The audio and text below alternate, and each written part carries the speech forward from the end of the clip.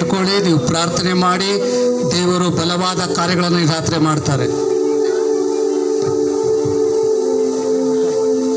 Amen. Hallelujah.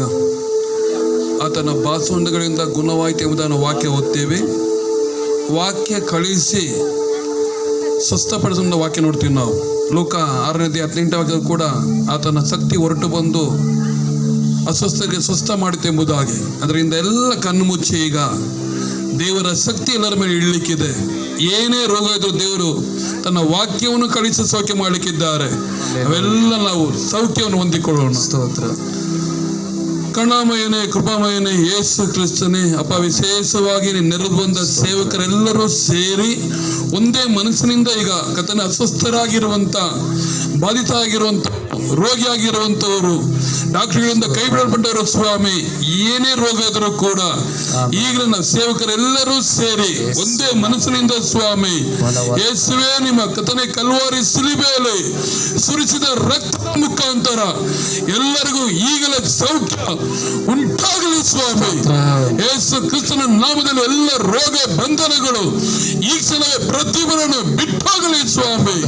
ಕರ್ತನೇ, ಏನೇ ರೋಗ ಇದ್ರೂ ಕೂಡ ಈ ಕ್ಷಣವೇ ವಾಕ್ಯ ಕಳಿಸಿ ಬಿಡುಗಡೆ ಕೊಡು ಸ್ವಾಮಿ. ಎಲ್ಲರ ಗುಣಮುಖರಾಗಲಿ ಸ್ವಾಮಿ. ಆರೋಗ್ಯ ಉಂಟಾಗಲಿ ಸ್ವಾಮಿ. ಕರ್ತನೇ, ನಿಮ್ಮ ಜೀವವು ಎಲ್ಲರ ಮೇಲೆ ಇಳಿದು ಬರಲಿ ಸ್ವಾಮಿ.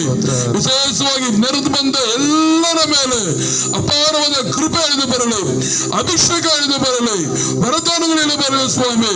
ನೆರೆದು ಬಂದ ಎಲ್ಲ ಸೇವಕರು ಕೂಡ ವಿಶೇಷ ಅಭಿಷೇಕದಿಂದ ತುಂಬಿಸಿ ಹೊಸ ವರ್ಷಕ್ಕೆ ಕಾಲಿಡುತ್ತಿರುವಾಗ ಹೊಸದಾದ ಮಾರ್ಗಗಳು ತೆರೆದು ಸೇವೆಗಳ ಉಜ್ಜೀವನ ಉಂಟು ಮಾಡು. ಎಲ್ಲರಿಗೂ ಬಿಡುಗಡೆ ಕೊಡು. ಯೇಸು ಕ್ರಿಸ್ತನ ದಿವ್ಯ ನಾಮದಲ್ಲಿ ತಂದೆ. ಥ್ಯಾಂಕ್ ಯು ಪೀಟ್ರಯ್ಯ. ಎಲ್ಲರೂ ಕುಂತ್ಕೊಳ್ಳೋಣ. ಈಗ ಕೊನೆಯ ಸಮಯಕ್ಕೆ ನಾವು ಬಂದಿದ್ದೇವೆ.